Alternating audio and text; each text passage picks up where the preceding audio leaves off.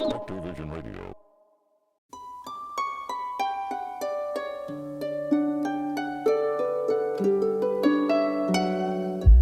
Welcome to Gods, Ghosts, and UFOs, the biggest podcast in the universe, where we talk about all the things they said weren't real. My name is Jordan, and this other fellow here next to me is Tom. And because Mal is still out of commission until next week, we invited literal angel Robin Lassiter to help us close out the year. Robin, welcome back to the show. We could not be more thrilled to have you. So true, so true.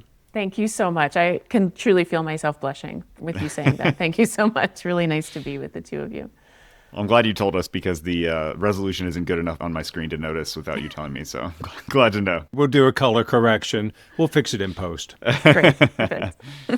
Well, considering this episode is going to come out on New Year's Eve, we thought it would be appropriate to explore how to deal with this strange and momentous cultural construct of closing out one calendar year and opening the next one. But first, Tom, you've got a story that I feel like we've sort of been talking around since we started this podcast. So do you want to take it from here? Yeah, I do. I want to talk about a paper, a peer-reviewed paper called Universal Consciousness as Foundational Field, a Theoretical Bridge Between Quantum Physics and Non-Dual Philosophy, written by Norwegian physicist Maria Strom, from the Division of Nanotechnology and Functional Materials, Department of Materials Science and Engineering at Uppsala University in Sweden, published on November 13th. The paper is essentially a rigorous attempt to mathematize non-dual philosophy using the language of contemporary physics. So you know I'm all about it, even though I don't really understand it. It proposes a mathematical framework treating consciousness as a fundamental field rather than an emergent brain phenomenon. Stroma integrates Sydney Banks's three principles, that is to say, universal mind, universal consciousness, and universal thought, with quantum field theory. So its core model is universal consciousness exists in an undifferentiated state before space-time. Universal thought acts as a quantum collapse mechanism, differentiating this field into structured reality.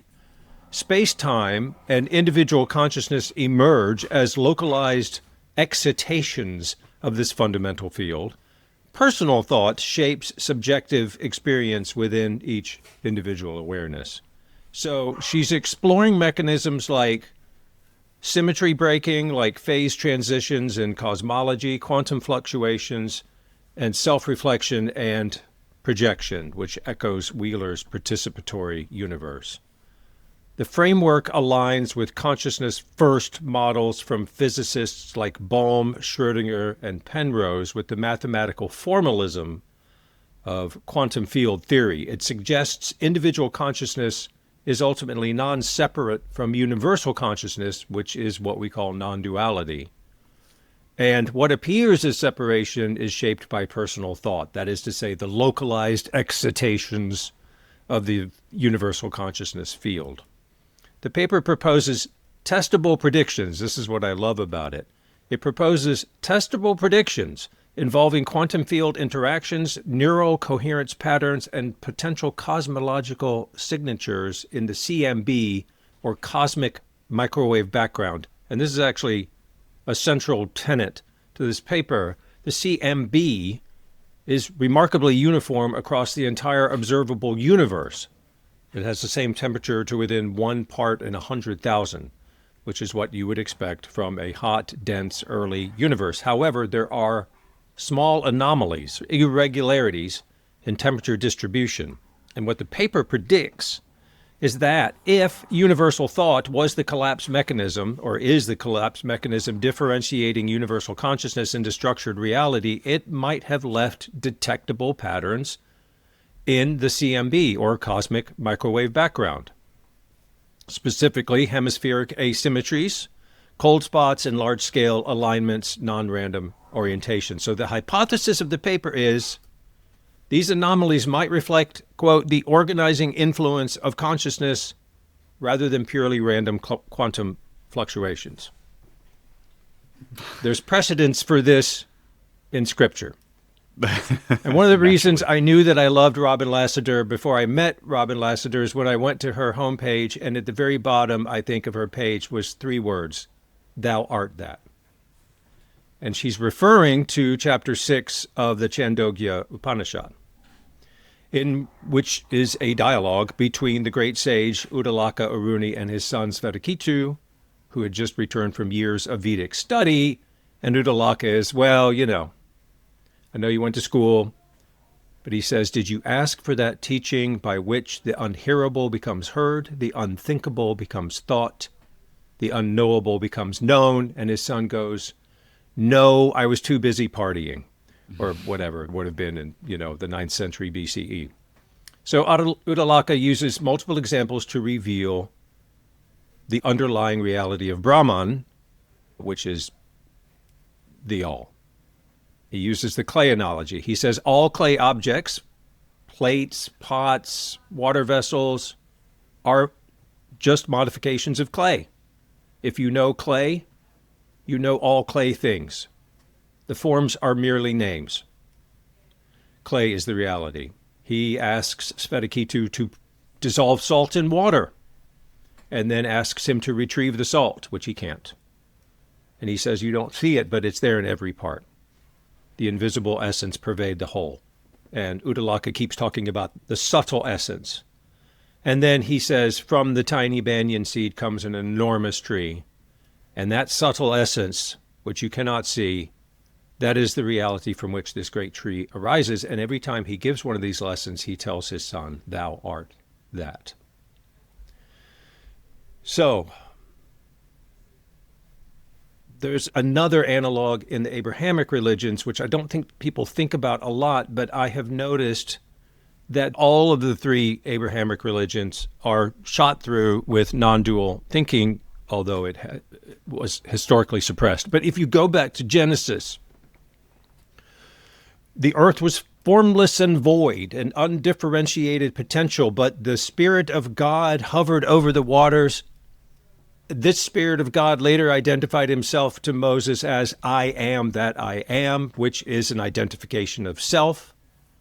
Uddalaka also referred to the Brahman as self. So God existed prior to creation, which is consciousness preceding manifestation. And then he created, he said, let there be light. And that parallels this paper's universal thought as the collapse mechanism. So that's what I thought was interesting.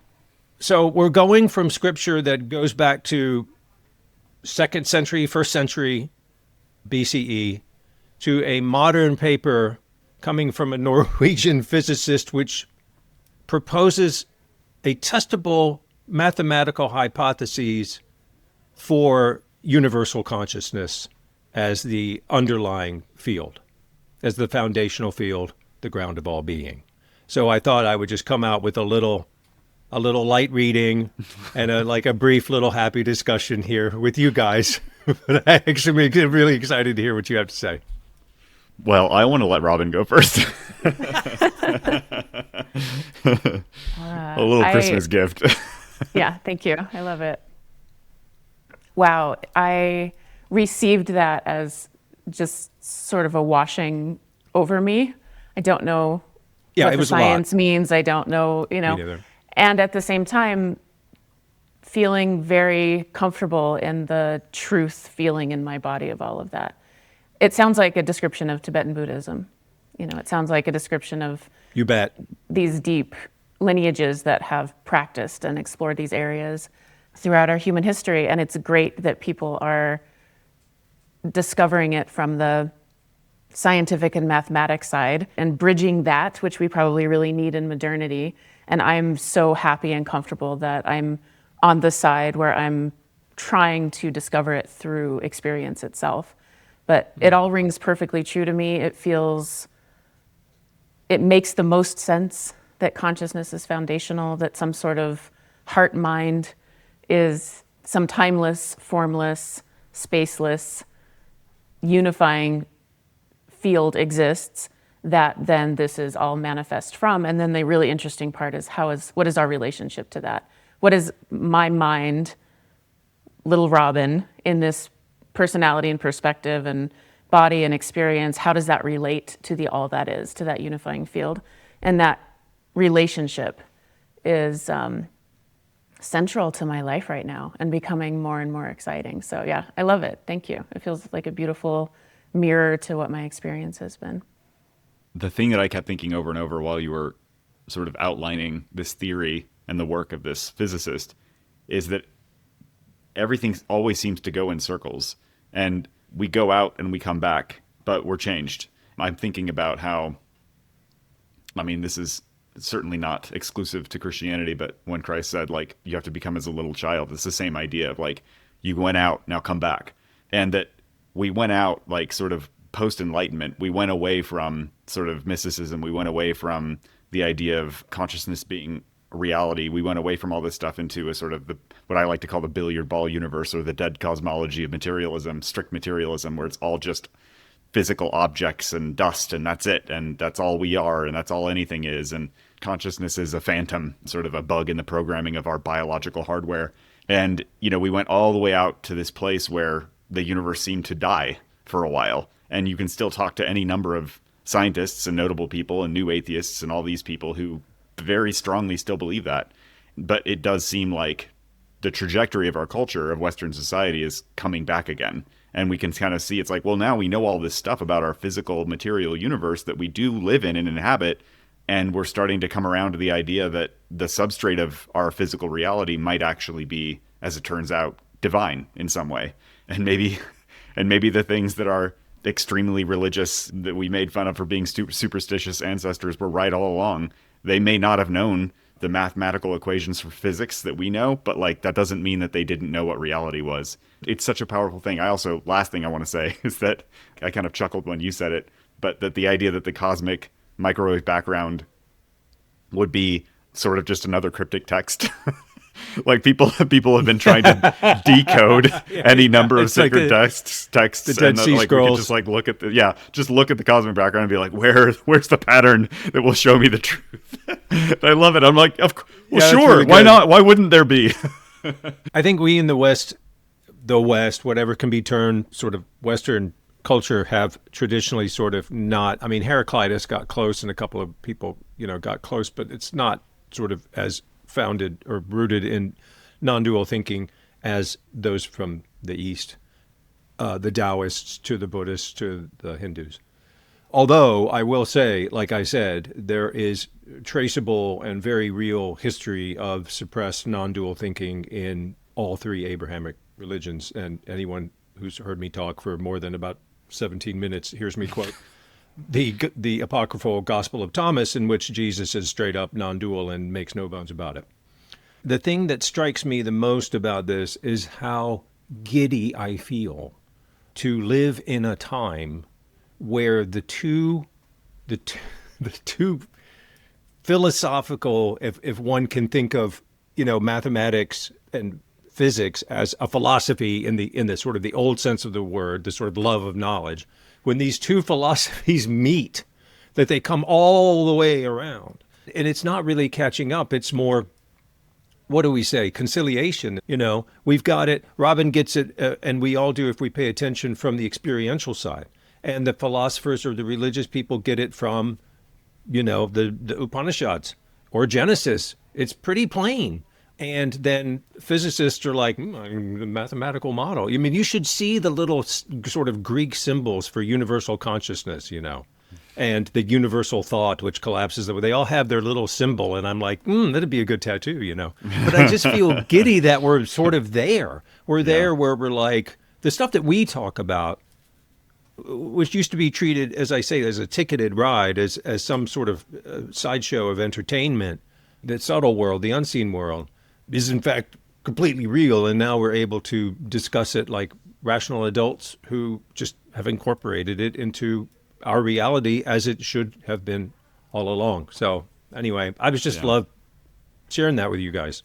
It's like a bunch of new neural pathways being formed, basically. Like it's not that we're finding new locations. We're just finding more ways to get from location to location.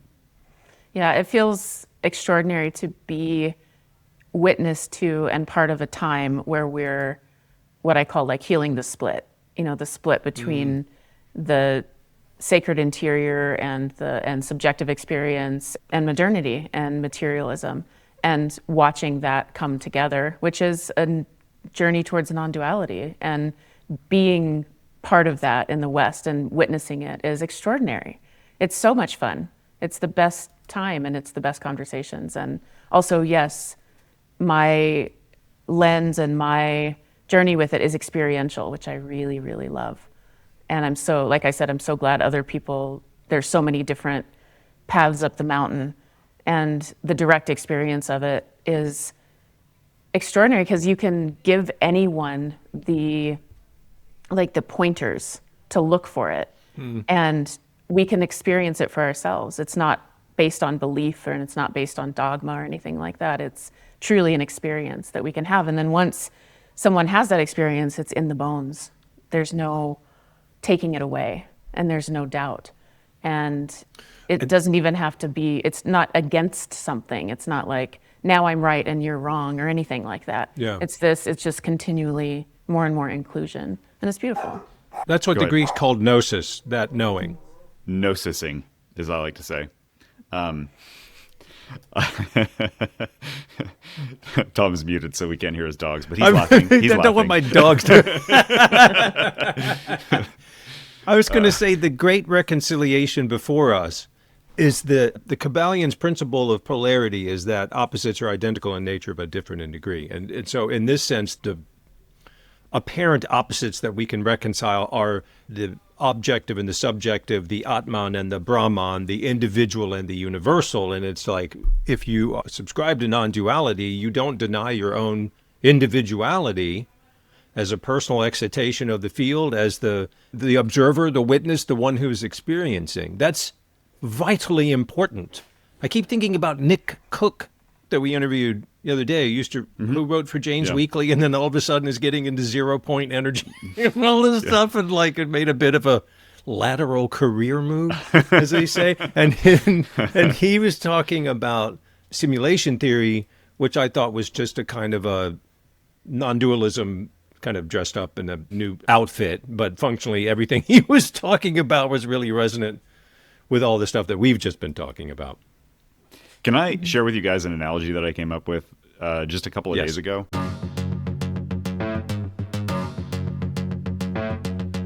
I got into this conversation with someone about reincarnation and about the idea of reincarnation, about the philosophies around reincarnation, the theories around it, et cetera, et cetera. The metaphor is this. You walk into a library, and the library is full of books. There are so many books, you can't even count them. It's this vast, vast, incredible library. And you pick a book off the shelf and you start reading it. And while you're reading the book, you forget that you're in a library. You're just reading a book. You're in the book. You're in that story. That is very much fully where your attention is. And I think that a lot of us, maybe most people, maybe everybody, starts off at some point in childhood, you are completely just 100% in your book. And then at some point, you look up and remember that you're in a library. And you think, oh, wow, there's so many books in here. But then you're going to go back to reading your book because you should finish that book, like it's your book, like you finish reading it. But while you're reading it, it's helpful to know that it's not the only book that was ever written, that your book is not the totality of existence. It's just a book in the vast library that is existence. And I think that this is a really important perspective because it allows you to understand, or it allows you to sort of stay in the book and keep reading and keep being fully involved in the book, because that's how you read a book. But then also allow yourself to occasionally put the book down and process what's going on in there, and to look up and to remember that you are in this vast library full of other books. And then maybe occasionally, depending on who you are and depending on what your life is like, everyone's got a different kind of game.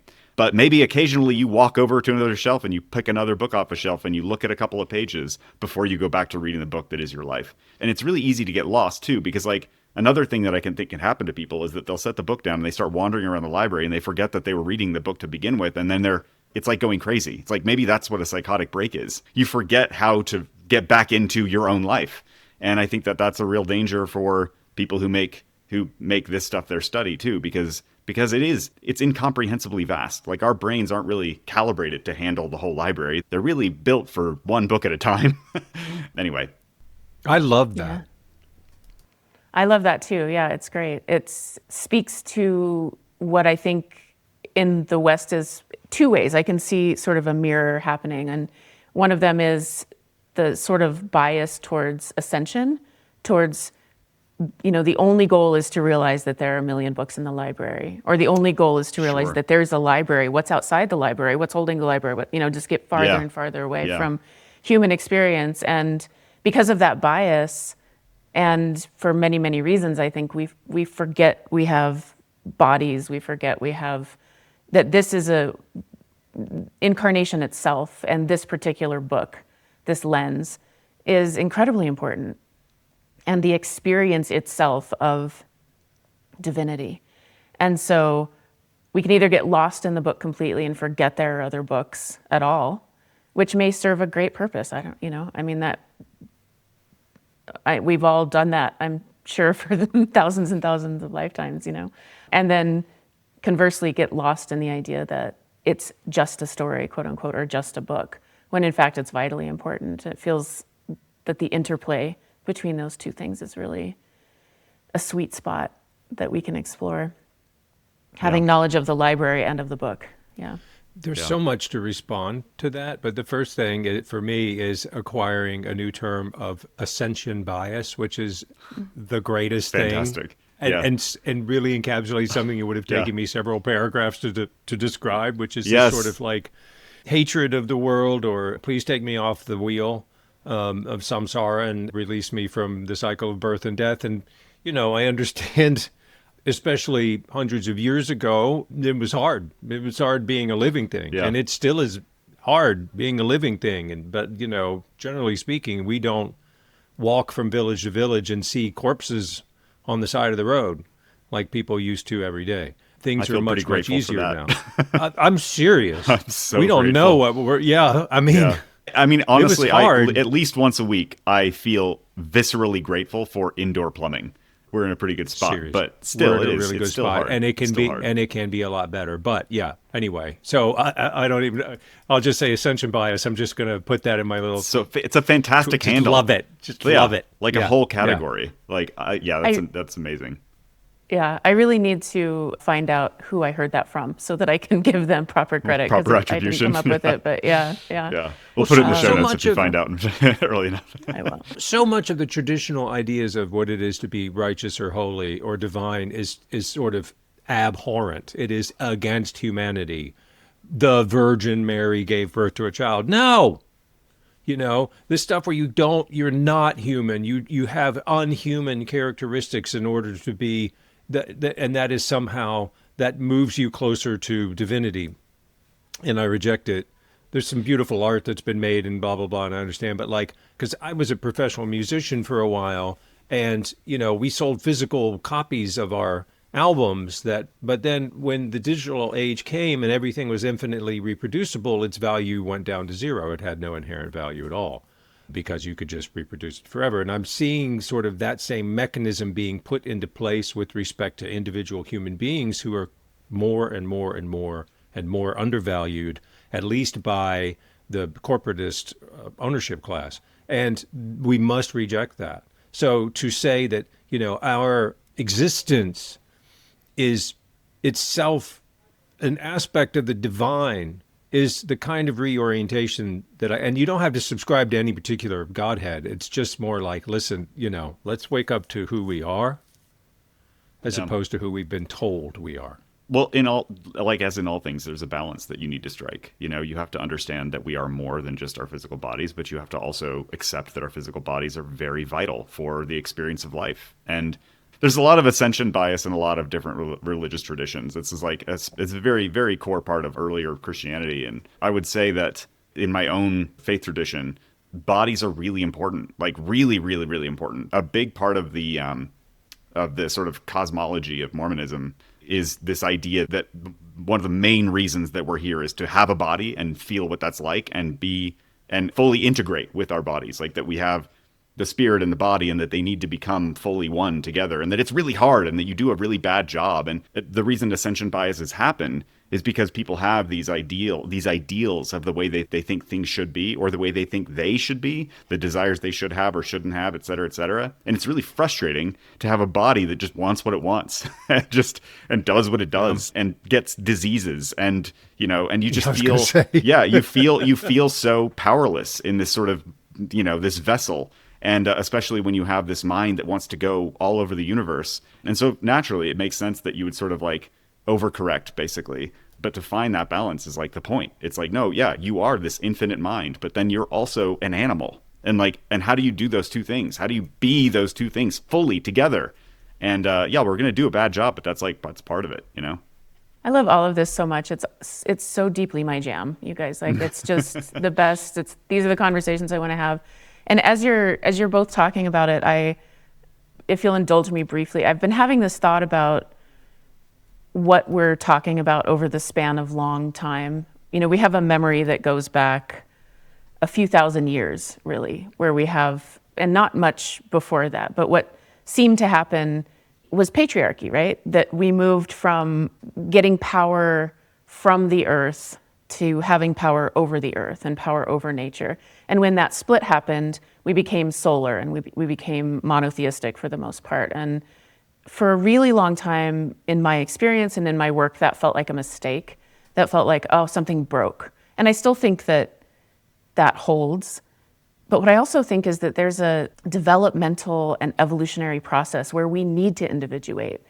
That's part of our evolutionary journey, is that individuation where we look up and go towards the sun and become individual, and that this time that we're in now is a natural turning of the wheel towards reunion, which includes then coming back to the body. And a lot of what was shoved into what I call the underworld during that time were the things that were considered feminine, including darkness and, kind of the dark feminine, not the chaste, as you said, Tom, not like the Virgin Mary, but the aspects of the intuitive.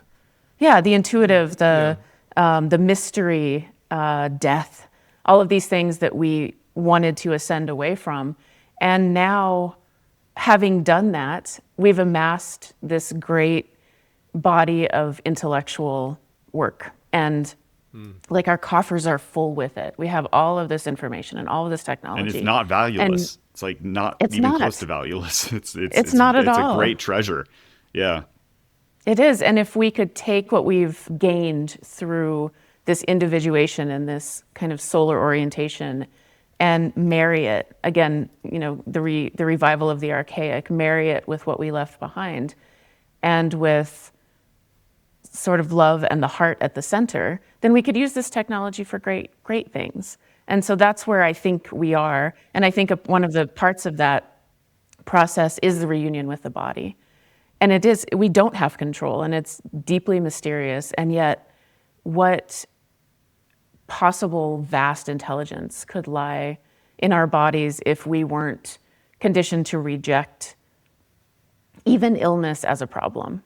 Sure. Even something that we don't want, even something that's horrible, but what if there was not even resistance to that, and what could we learn? And I think that's like the start of the journey that we are on as humans.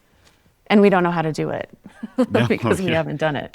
A couple weeks ago, Mallory and I were talking, and she came up with the term the ampersand universe that we live in. It's always both and. It's always the thing and the other thing. You can't pick, and we try. And it's okay, I think, too. It's okay to strongly lean in one direction for a while and like really feel what that's like.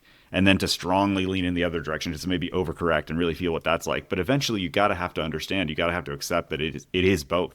It's always going to be both.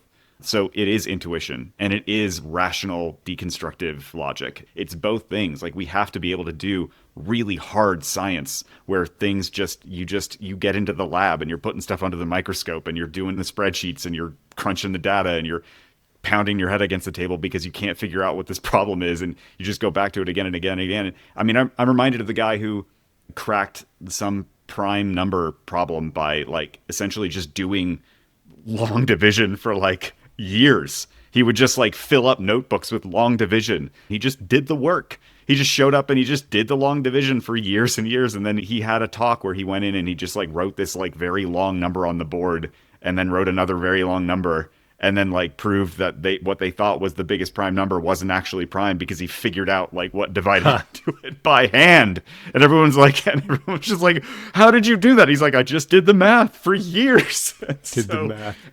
I love that. That's like, there's something so ineffably beautiful about that. But then there's also savantism. There's also just like waking up and knowing stuff. And like both things are true. And one is not more or less valuable than the other. It's all part of the great cosmic project of humanity. Mao's ampersand universe formulation is sort of like quite literally the definition of non-dualism. Yeah. Mm-hmm. It is neither this nor that, good. but it is in fact both and. Now, if you'll indulge me, it's been months since I quoted Rainer Maria Rilke, so we gotta go. I'm gonna do a dramatic reading of "Go to the Limits of Your Longing" because Great. boy, is but it first, great. an ad break. Stay tuned. Stay tuned For for a a dramatic German poet. reading of Rilke. You think I'm kidding, But but here wait, it there's comes. more.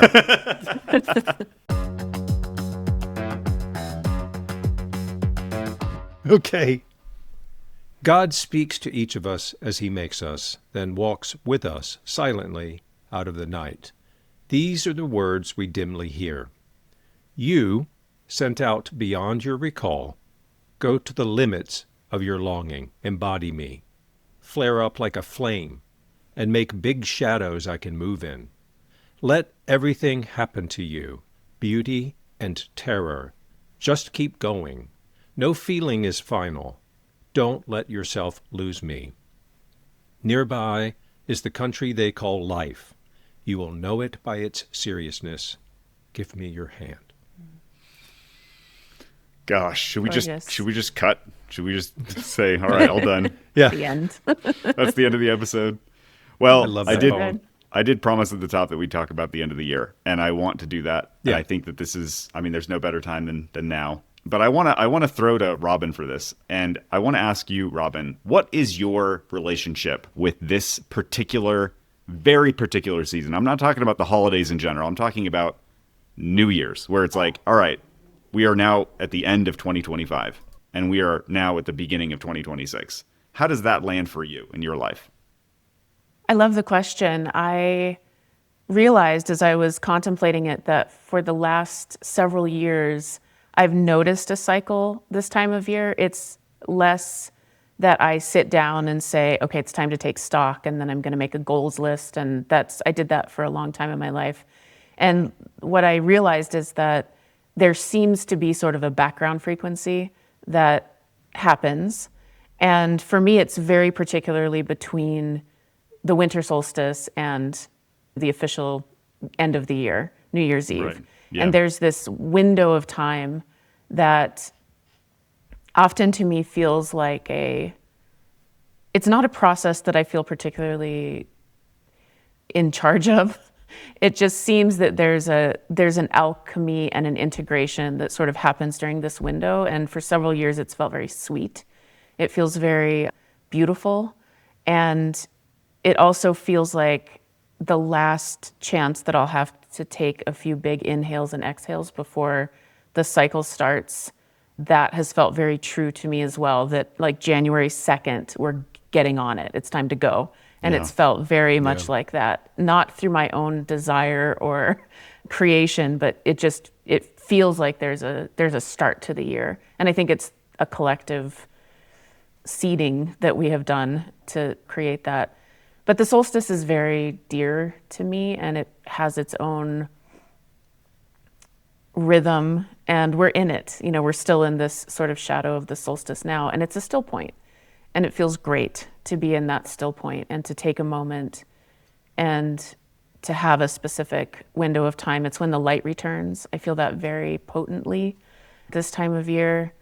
And I think about those times that we were talking about. You know, imagine being in Northern Europe and being in this darkness and having a midwinter celebration and going to the forest and decorating trees and lighting candles and eating food that you had saved and in order to sort of call back the sun and call back the light.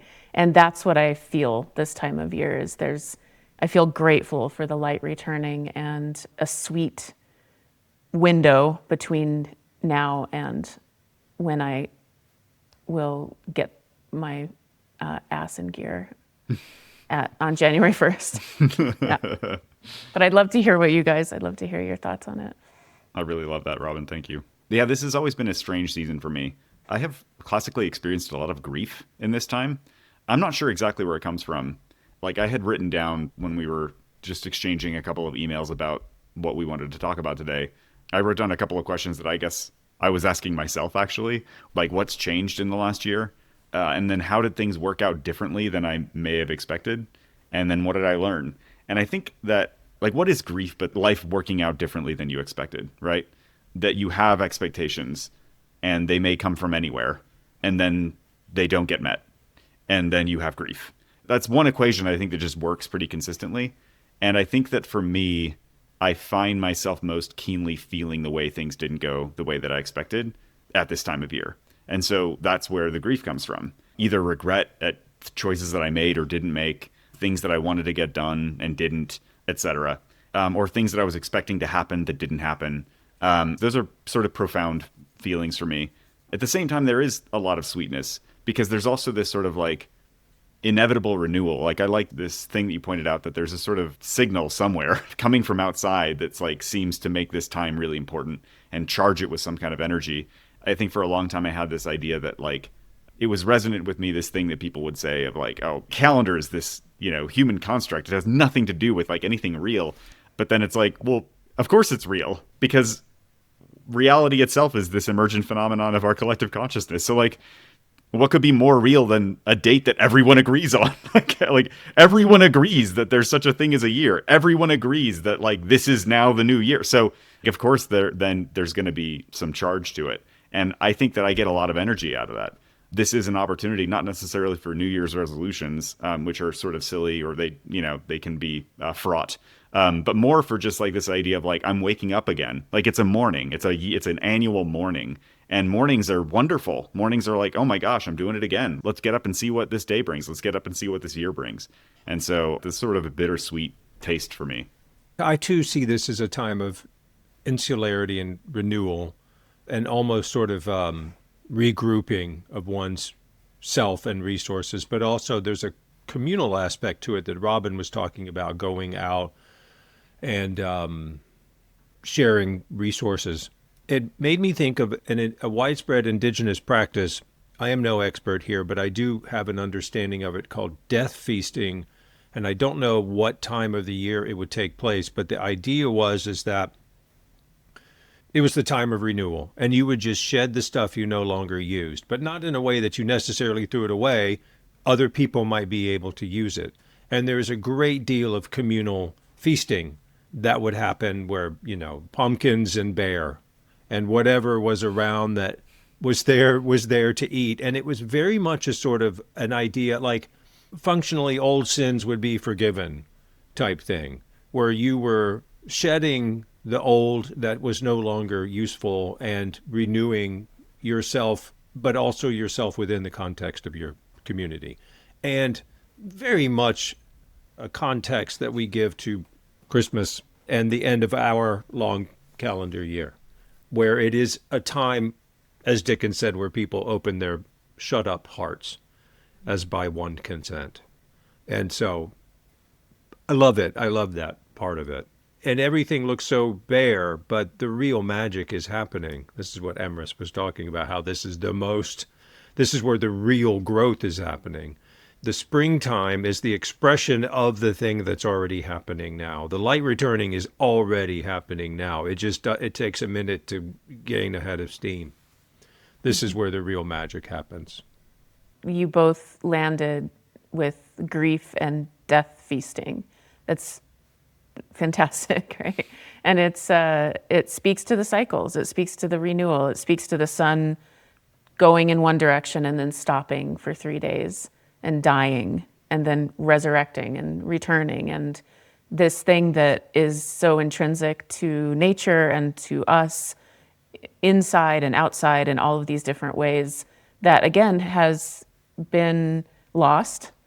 We've kind of put aside the cycles. We've pushed away the idea that there are births and deaths that happen over and over again, but there are, and I love the acknowledgement of that. I think grief is holy. I think death is holy, and it's happening in every literal instant. And acknowledging that in some way and experiencing it is, in some way, tuning into the reality, the background frequency of our planet, the planet herself, which is, how much better could it be?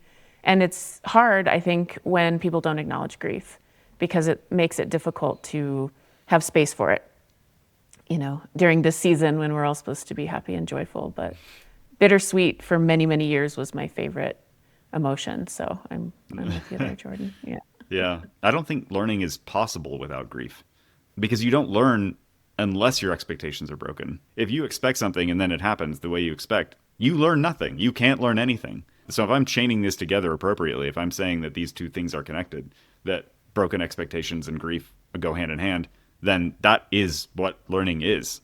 And learning, as we know, is both joyful and painful. I'm teaching my 7-year-old and my 4-year-old how to read right now. And of course, there are different stages of that process. And I'm teaching my 7-year-old math too.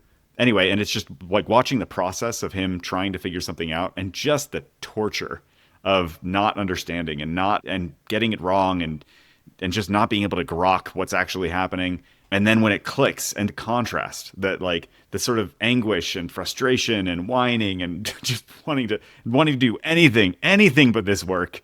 And then that moment when it clicks and his whole body just spasms with joy, that it's just this exciting, just transcendent moment. And that's life. That's it. And I think, what would I possibly learn if I didn't grieve? It's profound, it's wonderful, but it's also, like we recoil from it because it's not comfortable. I'd rather be feasting.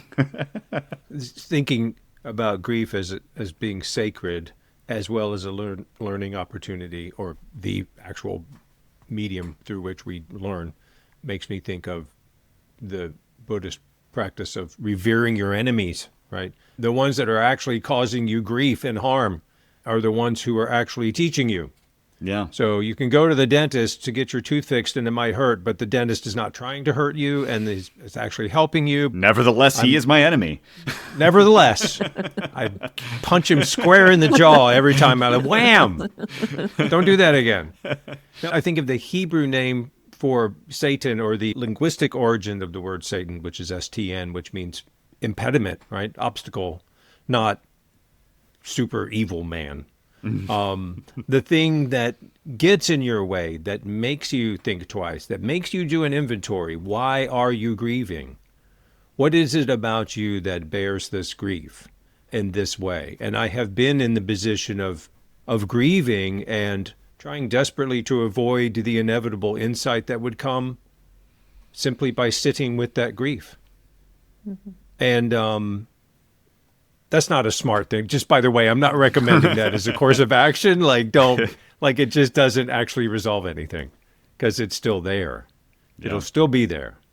This is, feels like wisdom that I know in my bones from a lifetime of turning away from grief and pain and discomfort and not wanting to be close to it. And then through absolute grace, discovering the transformation that happens when we turn towards our agony and not away from it, and how life-changing that was, and how grief just continues to be my teacher over and over and over again. And even in that, we arrive at non-duality, because it's not something else, it's not something other, it's not somewhere else, it's not outside of divinity either. It seems in the turning towards things and in the lack of resistance and having full acceptance that the distinction between good and bad dissolves. And then it's just experience, which is divinity. Last time we talked, Robin, weren't you discussing forming a mystery school for the brokenhearted? Am I right? Is that what it was? Yeah. Yes. Can we talk briefly about what a mystery school is?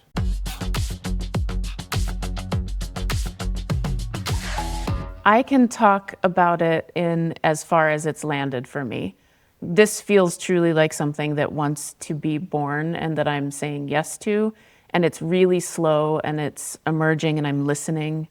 To me, a mystery school is what we're talking about. It's saying yes to life and to experience and to what is calling, which is often, because of our ascension bias in the West, it's often a call to the underworld. It's often a call to look into the shadow lands and to retrieve pieces of ourselves that we've left behind.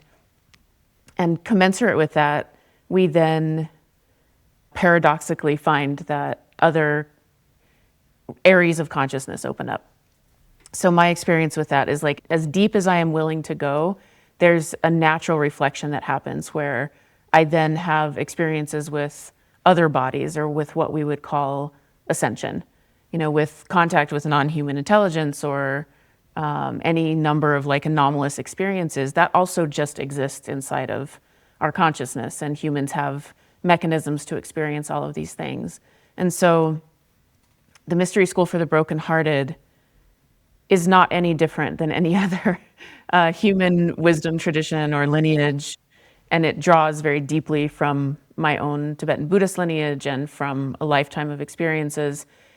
And what has been asked of me is that we start with a descent. We start with grief and suffering as teachers, and so that will open our hearts to each other and to the planet. And then also what you both have been talking about, to be able to look up at some point and realize there are other books in this library, or that we are in a library, and that there's all of this. So it's about awakening, and it's about awakening through the descent first, which is what the four who are one, who have been my guides and teachers for a really long time, told me that part of this project is moving from evolution through suffering to evolution through joy and creativity. That was the thing that lit me up. Yeah. When you said that. It made me incandescent. It lit me up as well, and I said, no, Yeah. thank you. Please find someone else. And then they're Nope. like, no, you signed up Sorry. for this. Okay, Yeah. all right, yeah. No, what a beautiful torch to bear. Seriously. It's what we all are bearing now, I think. I think it's the big project is Yeah. going through this next turn. That's what they said as well. They said, learn to turn the wheel. And that has meant lots of different things to me over the years, but it feels like we're clearly in the midst of a great turning. And Yeah. yeah. Way. So yeah, it's an exploration of our interiority, eventually seeing directly with direct experience how our interior landscape comes to reflect the external and vice versa, that we're in relationship with reality. A few episodes ago, we were talking about a phenomenon called, I think it's happening in America as well, but it's largely an English thing called psychic pub nights, where they will have a psychic, in like a pub or some kind of like social place of social gathering, largely, attended by women. The psychics are typically women. They're vetted by the Universalist Church, blah, blah, blah.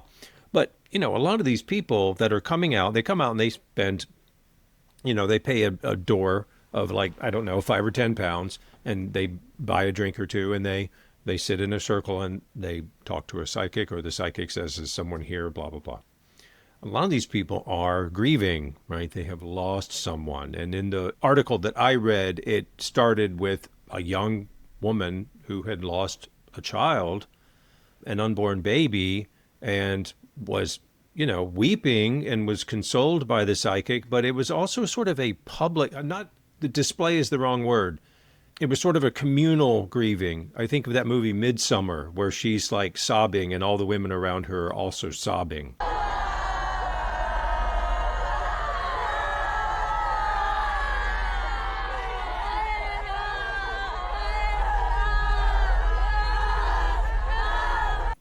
Certainly my parents' generation and a lot of Americans still believe that like that's a personal thing and you don't share it and you have to go through that process by yourself and, wear black for a year and then emerge back into the social world.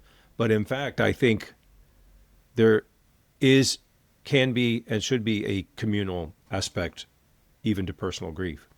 I don't think we evolved to hold it alone. I just don't think that we have antennas and senses that are specifically designed to do this in community.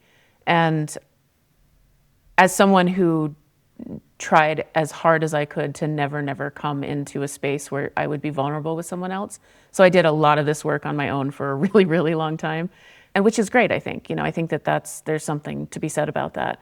I also think that because we are socially constructed creatures, that there is a kind of healing that can only happen in the presence of others. And with community understanding and community, I've been working with the word safe. Like, I'm not sure if I can promise a completely quote unquote safe space because we are going into the underworld, but having community agreements where there's mutual respect and we develop the capacity to hold it together without trying to fix it, without trying to rescue each other, but we bear it together, and there's a felt sense of what grief feels like alone versus what it feels like laid on many shoulders. And also joy and celebration and all of the other things that we do together as humans. And so, yeah, it feels like the project. It feels like the project. And what it feels like as well is that there will be a growing into it for me, certainly, and collectively as well. I don't think that we've done this before. I don't think that we've done the experiment in our human memory anyway, where we decide to individuate and completely forget and decide that we live in a billiard ball universe, which I love, right? And then come back. I don't think we know how to do that. And so we're creating it together and discovering it together, which is really beautiful. Robin, I get your emails, so I am aware that on January 4th, you're having an informational session. Is that right? Do I have that right? Before kicking off the first cohort in the school. So I would like to formally invite our listeners to go find out about that. Absolutely. Yeah, thank you so much for that. This is such an emergent process. It's very different than it was before. I was always driven in the past by a little bit of urgency, which worked well. This feels very different. It feels like I don't know who will show up or what it will look like. It feels very co-creative. And so I'm in a place of great trust and openness that if it calls to someone and they want to attend, that will be a good thing. And I'm really excited about it. But yeah, January 4th, we'll get together for an hour, talk about it. I'm a big believer that if you decide to go into a space where somebody is acting as a teacher or a guide, that you really make sure that they're teaching what you want to learn. That's a really important thing. Yeah. So I'll talk about what the mystery school is, what the big project is. Yeah, and just see what emerges from that and who shows up, because we're going to create it together, certainly. Amazing. Is this going to be in a physical space or additionally a virtual space? It will be a virtual space. And what I've seen is that over the years, there will be physical space created. This is the work of the rest of my life. It's very clear to me. So it's just, going to continue to emerge. So eventually physical space. Very grateful for Zoom and online spaces right now, as much as I would like to be in body with people. But yeah, just virtual for now. You have our full-hearted support Thank you so much. and well wishes, and I don't know what to say. We're like, we're fans. Consider us a resource, and I would love for you to check in periodically, talk about it, talk about what's going on, and just sort of incorporate that part of that into what we're doing as well. I would love that. I appreciate you both so much. Yeah, thank you. This has been great. So good. And fun. Thanks, Tom. I mean fun. Yeah, whatever. Mute me. Sorry. I will. Ian's not like us, apparently. In the spirit of the season, Happy New Year, my friends. Amen. Happy New Year. Mal will be back next week. I think it's sort of ironic and sad that we had you back, Robin, on one of the other weeks that Mal isn't here. Which is, Yeah. That's true. Which I feel can't wait to meet her. No. No. So what we're doing is we're just really setting up the narrative. We're building the narrative tension so that finally there will be this great, Well, okay. So cathartic the next release time, when you finally get to meet well, the that third episode co-host. is just going to be Mal and Robin. Yeah, it really That's needs that, to be. you know. Yeah. It's just going to be y'all two. We're going to that- talk about the ampersand universe because it's Oh so my great, God. and I am just there's a big yes to that, so I'm so excited. The ampersand universe. That's good. Well, love you both. I need to go make dinner. Thank you both so much.